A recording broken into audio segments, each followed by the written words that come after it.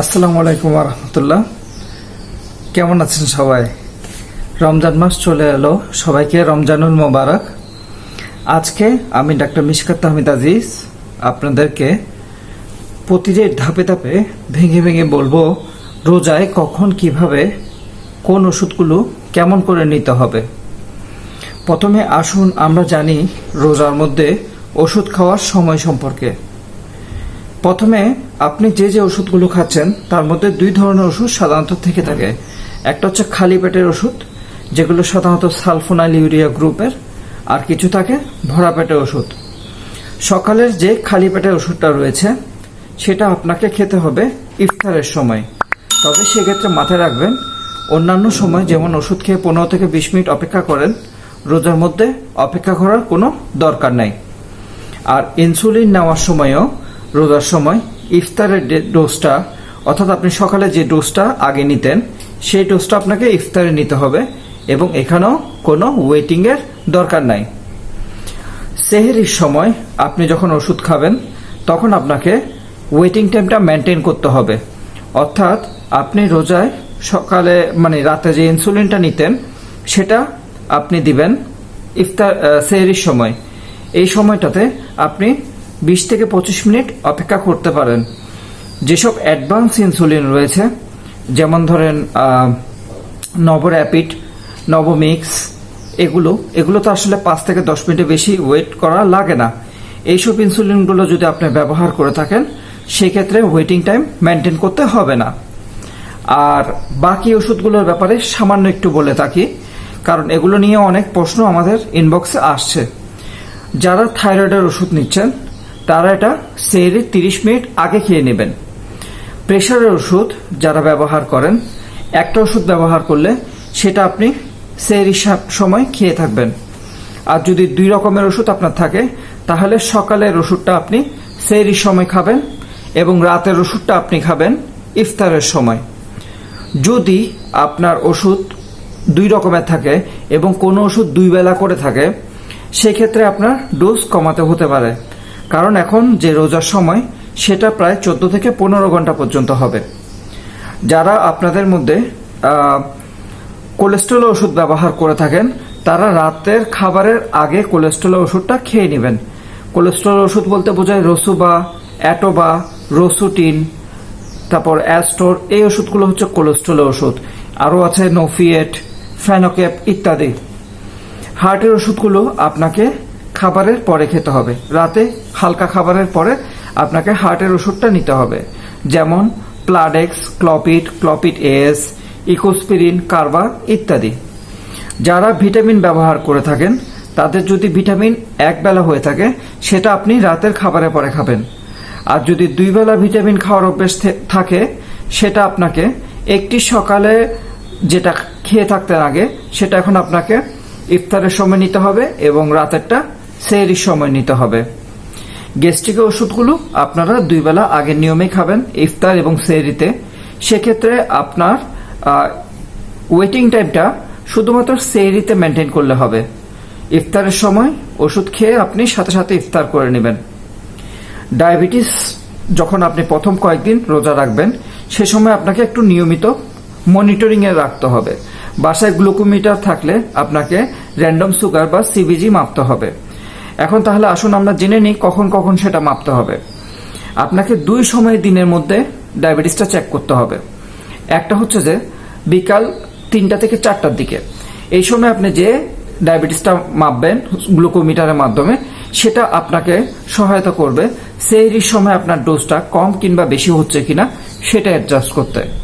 এটা আপনি মেপে নোট করে রাখবেন। কোনো বেশি বা কম মনে হলে সেটা আপনার চিকিৎসককে জানাতে হবে।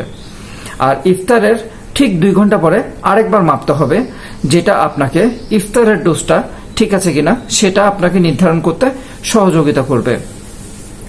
আর একটা জিনিস বলে রাখা ভালো, যারা মুসলমান অনেকেই মনে করে রাখেন যে সিবিজি মাপলে সম্ভবত রোজা ভেঙে যায়। আসলে শরীয়তের যে মাসাইল এটা হিসাবে রোজায় আপনি সিবিজি মাপলে আপনার রোজা ভাঙবে না। এটা একদম শরীয়ত সম্মত মাসালা। হ্যাঁ, এখন আপনাকে জানতে হবে কখন আপনার রোজা ভাঙতে হবে। অর্থাৎ আপনার শরীর খারাপ করে রোজা রাখার জন্য এটা আমাদের শরীয়তেও বলা হয়নি, এটা আমাদের ধর্ম বা শরীর বা আমাদের চিকিৎসা শাস্ত্র কোনোটাই আপনাকে অনুমতি দেয় না। যদি রোজা রাখা অবস্থায় আপনার কখনো দিনের যে কোনো সময় যদি খারাপ লাগে, তখনই আপনাকে সুগারটা মেপে দেখতে হবে। যদি আপনি মেপে সুগার 3.5 বা 4-এর নিচে পান, সেক্ষেত্রে আপনাকে সাথে সাথে রোজা ভেঙে ফেলতে হবে। আপনি জোর করে রোজা ধরে রাখতে পারবেন না। আরেকটা জিনিস হচ্ছে, যদি আপনি কখনো সেহরি মিস করে ফেলেন, সেক্ষেত্রেও ওই দিনের রোজাটা আপনি ডায়াবেটিস রোগী হলে আপনার জন্য রাখাটা ঠিক হবে না। রোজা অবস্থায় খাওয়া দাওয়ার নিয়ম সম্পর্কে সংক্ষেপে বলে রাখি। যাদের ডায়াবেটিস রয়েছে তারা সবসময় সেহরিটা খাবেন একদম শেষের দিকে, অর্থাৎ যখন সেহরির সময় প্রায় শেষের দিকে, এই সময়টায় আপনাদেরকে সেহরিটা নিতে হবে, যাতে সারাদিন আপনাদের শরীরে গ্লুকোজের কোনো ঘাটতি না হয়। সারাদিনে আপনি রোজা এবং ইফতার এবং সেহরিতে যে খাবারটা খাবেন, সেটার ক্যালোরির পরিমাণ আপনার শরীরের অন্যান্য সময়ের ক্যালোরির পরিমাণের সাথে যাতে সামঞ্জস্যপূর্ণ হয়। অর্থাৎ আপনি অন্যান্য সময় 16 থেকে 1700 ক্যালোরি যদি নিয়ে থাকেন, রোজার মধ্যে আপনাকে সেম ক্যালোরিটা মেনটেন করতে হবে। এখন রোজাটা দীর্ঘ সময়ের জন্য, যে কারণে ইফতার থেকে সেহরি পর্যন্ত আপনাকে নিয়মিত কিছু ফ্লুইড, যেমন ধরেন ডাবের পানিগুলো, তারপর স্যালাইন, শরবত, আপনি দই দিয়ে লাচ্ছি করে খেতে পারেন চিনি ছাড়া। এই জিনিসগুলো আপনাদেরকে খেতে হবে যাতে আপনাদের ডিহাইড্রেশনের সমস্যা না হয়, যাতে আপনাদের ব্যালেন্স ডায়েটটা মেনটেন হয়। রোজার ইফতারের সময় আপনি কোনো রকম ভাজা পোড়া খাবেন না। মিষ্টি এবং ডিরেক্ট চিনি এটা একেবারে টোটালি অ্যাভয়েড করবেন। ইফতার এবং সেহরিতে আপনারা চেষ্টা করবেন আঁশযুক্ত খাওয়ার জন্য। ইফতারে এবং আপনারা খাবার নেওয়ার সময় খেয়াল করবেন যাতে কার্বোহাইড্রেটটা পরিমিত বা ব্যালেন্স পরিমাণে থাকে এবং শাকসবজির পরিমাণটা বেশি থাকে। সাথে আপনারা ডিম খেতে পারেন। রোজার সময় আপনি ব্যায়ামের ব্যাপারটা নিয়ে একটু আমরা বলি এখন। হ্যাঁ, রোজার সময় ব্যায়ামটা আপনার তাদের জন্য প্রয়োজন যারা তারাবির নামাজ পড়ছেন না। যারা 20 রাকাত তারাবির নামাজ নিয়মিত আদায় করবেন, তাদের আলাদা কোনো ব্যায়ামের প্রয়োজন নেই। রোজার মধ্যে যেসব ওষুধ আপনারা ব্যবহার করতে পারবেন, এগুলো নিয়েও আপনাদের মধ্যে রয়ে গেছে অনেক কনফিউশন। তো রোজার মধ্যে কি কি ওষুধ ব্যবহার করা যাবে সেটা আমি একটা একটা করে বলছি। চোখ এবং কানের যে কোনো ধরনের ড্রপ ব্যবহার করা যাবে। স্কিনে লাগানোর যে কোনো ধরনের অয়েন্টমেন্ট অথবা ক্রিম ব্যবহার করা যাবে। জ্বর হলে যে কোনো ধরনের সাপোজিটরি ইউজ করতে পারবেন। এছাড়া যাদের অতিরিক্ত শ্বাস টানের সমস্যা, তারা অক্সিজেন নিলেও রোজা ভাঙবে না। কোনো ধরনের যদি আপনার মেডিসিনের ডোজ থাকে, যেমন ধরেন ইনজেকশন, সেটা আপনারা নিতে পারবেন। তবে এই ক্ষেত্রে মাথায় রাখতে হবে, কোনো ধরনের শক্তি দেয় এমন ধরনের কোনো স্যালাইন আপনারা নিতে পারবেন না। অর্থাৎ আপনি বাহির থেকে এমন কিছু নেবেন না যাতে আপনার বডিতে শক্তি চলে আসে। হ্যাঁ, তাহলে কিন্তু আমাদের রোজার যে মুখ্য উদ্দেশ্য সেটাই নষ্ট হয়ে যায়। যাদের হার্টের সমস্যা রয়েছে, জিহ্বার নিচে আপনারা স্প্রে ব্যবহার করতে পারবেন, তাতেও রোজার সমস্যা হবে না। নেবুলাইজার আপনি ব্যবহার করতে পারবেন। এই জিনিসগুলো নিয়ে আপনাদের কোনো কনফিউশন রাখার কারণ নেই, কারণ আমি এগুলো শরীয়তের বিভিন্ন মাসাইল ঘেটে শিওর হয়ে আপনাদেরকে কথাগুলো বলছি। এখন আমরা আসুন জেনে নিই কারা কারা একেবারেই রোজা রাখতে পারবেন না, মানে তাদের জন্য রোজা রাখাটা ফরজ হলেও এটা মোটামুটি মৃত্যু নিয়ে ঝুঁকি নেওয়ার মতো। প্রথমেই হচ্ছে যে যাদের সুগার একেবারে সবসময় আনকন্ট্রোল থাকে, 15, 16, 17 এরকম যাদের সুগারটা সবসময় থাকে কন্ট্রোলের বাইরে, তাদের জন্য রোজা না রাখাটা ভালো। এরপর যাদের রিপিটেড হাইপোগ্লাইসিমিয়ার হিস্ট্রি আছে, 1 মাসের মধ্যে 2 বা 3 বার সুগার নীল হয়ে যায়, তারা একদমই রোজা রাখবেন না। যদি এটা করতে যান তাহলে যে কোনো একটা অ্যাক্সিডেন্ট হয়ে যেতে পারে। 2 নম্বর হচ্ছে যাদের ডায়াবেটিসের কারণে ক্রনিক কিডনি ডিজিজ আছে, এটাকে আমরা সিকিডি বলে থাকি, এটার সমস্যায় ভুগলে আপনি রোজা রাখবেন না। যাদের ডায়াবেটিক রেটিনোপ্যাথি ডেভেলপ করেছে, ধরেই নিতে হবে তাদের সুগার ভালো নিয়ন্ত্রণে নেই, সেক্ষেত্রে ডায়াবেটিক রেটিনোপ্যাথি এবং ডায়াবেটিক নিউরোপ্যাথি যাদের আছে তাদের জন্য রোজা না রাখাটাই ভালো। যাদের সিভিয়ার গ্যাস্ট্রিকের সমস্যা, পেপটিক আলসার ডিজিজ বা পেটে আলসারের সমস্যা আছে, তারাও রোজা রাখবেন না। যারা খুব গুরুতর হার্টের সমস্যায় ভুগছেন বা এটা ডায়াগনোসিস করা আছে, তাদের জন্য রোজা রাখাটা ঠিক হবে না। এরপরে যারা প্রেগন্যান্ট আছেন এখন এই রোজাকালীন অবস্থায়, তাদের জন্য রোজাটা রাখা ঠিক হবে না। এছাড়া যারা বিভিন্ন মানসিক সমস্যায় ভুগছেন, যেমন ধরেন আধা পাগল বা পাগল বা অন্য কোনো সিভিয়ার মেন্টাল স্ট্রেস বা ট্রমা, তাদের জন্য রোজাটা রাখা বোকামি হবে। এবার আসুন আমরা ইনসুলিনের ডোজ সম্পর্কে একটু বলি। ইনসুলিনগুলো 3 ধরনের হয়ে থাকে। একটা দিনে 1 বেলা দিতে হয়, যেটাকে আমরা বেজাল ইনসুলিন বলি। 2 বেলা দিতে হয়, এগুলো ইন্টারমিডিয়েট, এবং 3 বেলা যেগুলো দিতে হয় এগুলো শর্ট অ্যাক্টিং। যারা বেজাল ইনসুলিন ব্যবহার করছেন, শুধুমাত্র বেজাল ইনসুলিন এবং ডায়াবেটিস নিয়ন্ত্রণে আছে, তাদের কোনো ডোজ অ্যাডজাস্টমেন্টের প্রয়োজন নেই। এগুলোর মধ্যে রয়েছে আপনার গ্লার্জিন, ডিটিমিড, এগুলো। যাদের মনে করেন ইন্টারমিডিয়েট ইনসুলিন ব্যবহার করছেন, অর্থাৎ দিনে 2 বেলা ইনসুলিন ব্যবহার করছেন, তাদের ক্ষেত্রে যেটা করতে হবে, সকালে আপনি যে ইনসুলিনের ডোজটা নিচ্ছেন সেটা ইফতার করার ঠিক আগেই দিয়ে দিতে হবে।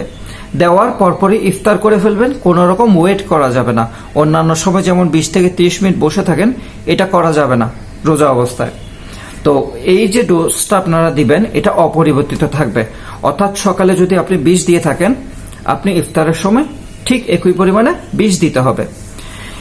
রাতে আপনি যে ইনসুলিনের ডোজটা ব্যবহার করতেন, ধরে নিলাম সেটা 16, তাহলে সেই ক্ষেত্রে আপনাকে সেহরিতে ইনসুলিনের ডোজটা অর্ধেক করে দিতে হবে, অর্থাৎ আপনি 16 জায়গায় 8 করে দিবেন।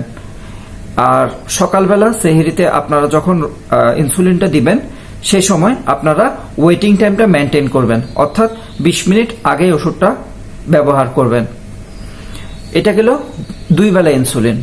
এবার আসুন 3 বেলা ইনসুলিন। 3 বেলা ইনসুলিনের মধ্যে রয়েছে অ্যাক্ট্রাপিড, তারপর হিউমিলিন আর, ম্যাক্সুলিন আর, এগুলো যারা ব্যবহার করছেন, তাদের যদি ডায়াবেটিস ভালো কন্ট্রোলে থাকে, তাহলে আপনারা দুপুরের ডোজটা স্কিপ করতে পারেন, টোটালি দেওয়ার প্রয়োজন নেই। আর যাদের ডায়াবেটিসটা মোটামুটি কন্ট্রোলে বা বেশি থাকে, তারা সকালের ডোজটা আপনাকে দিতে হবে ইফতারের সময়, দুপুরের ডোজটা দিতে হবে রাতে ভাত বা কিছু খাওয়ার পরে, তবে দ্বিতীয় ডোজটা আপনাকে অর্ধেক করে দিতে হবে। এবং রাতের যে ডোজটা সেটা আপনাকে দিতে হবে সেহরির সময়, এবং সেটা ওয়েটিং টাইম মেনটেন করে আপনাকে ফুল ডোজে দিতে হবে। এই হচ্ছে আপনার মোটামুটি ভাবে ইনসুলিন দেওয়ার নিয়ম, ঠিক আছে। আর যারা কম্বিনেশন ইউজ করছেন, অর্থাৎ 2টা ইনসুলিন মিক্স করে মারছেন, তাদের ক্ষেত্রে প্রয়োজনের ডোজটা মেনটেন করার জন্য চিকিৎসক আপনার শর্ট অ্যাক্টিংটা বাড়িয়ে লং অ্যাক্টিং বা ইন্টারমিডিয়েট অ্যাক্টিং যে ইনসুলিনটা, তার ডোজ কিছুটা কমিয়ে দিতে পারে হাইপোগ্লাইসিমিয়ার ঝুঁকি কমাতে, ঠিক আছে। আর যারা বেজাল ইনসুলিন ব্যবহার করেন, তারা যদি বেজাল ইনসুলিনের সাথে অন্য কোনো ওষুধ খেয়ে থাকেন সাথে, যেমন ধরেন সালফোনালিউরিয়া গ্রুপের গ্লিক্লাজাইড, কমপ্রিট বা ডাইমেরল, এছাড়া রয়েছে আপনার গ্লিভেন ক্ল্যামাইড, স্যাক্রিন, অ্যামারিল, এই ধরনের ওষুধ যদি নিয়ে থাকেন, সেক্ষেত্রে আপনি ইনসুলিনের ডোজটা 20% পর্যন্ত কমাতে পারেন। অর্থাৎ আপনি যদি 20 ইউনিট দিয়ে থাকেন, সেক্ষেত্রে আপনি এটা দিনে 1 বেলায় দিবেন, কিন্তু 16 ইউনিট দিবেন রোজার সময়টাতে শুধুমাত্র। হ্যাঁ, আচ্ছা, ওষুধ খাওয়ার ক্ষেত্রে যারা ম্যাটফর্মিন ব্যবহার করছেন, মনে করেন আমি ধরে নিলাম আপনি 3 বেলা কমেট খাচ্ছেন, সেই ক্ষেত্রে আপনাকে দুপুরের ডোজটা বাদ দিতে হবে। আপনি ইফতার এবং সেহরিতে 2 বেলা 2টা খাবেন। আচ্ছা, আপনি যদি ম্যাটফর্মিন 2 বেলা খেয়ে থাকেন, সেক্ষেত্রে আপনাকে 2 বেলা খেলে যদি কন্ট্রোলে থাকে 2 বেলা খাবেন। আর যদি দেখেন যে আপনার কন্ট্রোল বা একটু কমে আসছে বা হাইপো হয়ে আসছে, সেই ক্ষেত্রে আপনি সেহরির ডোজটা অর্ধেক করে দিবেন অথবা স্কিপ করবেন। আমি একটু আগেই বলেছি আপনাকে কোন সময় সুগারটা মাপতে হবে। তো এই সুগারটা আপনাকে রোজা অবস্থায় মেপে দেখতে হবে, এবং এটা বুঝে আপনাকে 2 বেলা খাবেন নাকি অর্ধেক করে খাবেন, এই জিনিসটা নির্ধারণ করতে হবে। এটা গেল আমাদের ম্যাটফর্মিনের কথা। এবার আসুন সালফোনালিউরিয়ার কথা। সালফোনালিউরিয়া যারা ব্যবহার করছেন, তারা সকালের ডোজটি ইফতারে ফুল খাবেন, এবং রাতের যে ডোজটা আছে সেটা সেহরিতে অর্ধেক করে খাবেন, ঠিক আছে। কিছু SGLT2 ইনহিবিটর রয়েছে, যেমন এমফাগ্লিফ্লোজিন, হ্যাঁ, ক্যানাগ্লিফ্লোজিন, ড্যাপাগ্লিফ্লোজিন, এগুলো অ্যাম্পা নামে পাওয়া যায়। তো এই ধরনের যারা SGLT2 ইনহিবিটরস গুলো ইউজ করছেন তারা অবশ্যই চিকিৎসকের পরামর্শ নিয়ে এটা ডোজ অ্যাডজাস্ট করতে হবে, কারণ এটা কিন্তু প্রচুর পরিমাণে শরীর থেকে পানি বের করে দেয়, যে কারণে আপনার রোজা অবস্থায় ডিহাইড্রেশন হয়ে অবস্থা খারাপ হয়ে যেতে পারে। বিশেষ করে যারা 25 মিলিগ্রামটা ইউজ করেন তারা রোজার মধ্যে 10 মিলিগ্রামে সুইচ করতে হবে এবং ইফতার থেকে শুরু করে সেহরি পর্যন্ত প্রচুর পরিমাণে পানি খেয়ে আপনাকে শরীরে পানি রিজার্ভ করে নিতে হবে। এরপর হচ্ছে যারা পায়োগ্লিটাজন বা লিড 15 বা পায়োডার 15 এগুলো খাচ্ছেন, এগুলোতে কোনো ডোজ অ্যাডজাস্টমেন্টের প্রয়োজন নাই, এগুলো আপনি রাতের খাবারের সাথে খেয়ে নিতে পারবেন। মোটামুটি এই নিয়মগুলো যদি মেনে চলেন তাহলে আপনার ইনশাল্লাহ রোজার মধ্যে ডায়াবেটিসের কোনো সমস্যাই হবে না। এছাড়া যদি কোনো সুবিধা হয়, অসুবিধা লাগে, তাহলে আমাকে এখানে ইনবক্সে জানাবেন, আমি আমার সাধ্যমতো চেষ্টা করব আপনাদেরকে সহযোগিতা করার। যদি ভিডিওর তথ্য উপাত্তগুলো আপনাদের ভালো লেগে থাকে তাহলে অবশ্যই শেয়ার করবেন, কারণ আপনার একটি শেয়ার বাঁচিয়ে দিতে পারে একটি রোজাদারের সুন্দর এবং সুস্থ ভাবে রোজা রাখার পরিবেশটাকে। ধন্যবাদ সবাইকে, ভালো থাকবেন। আসসালামু আলাইকুম।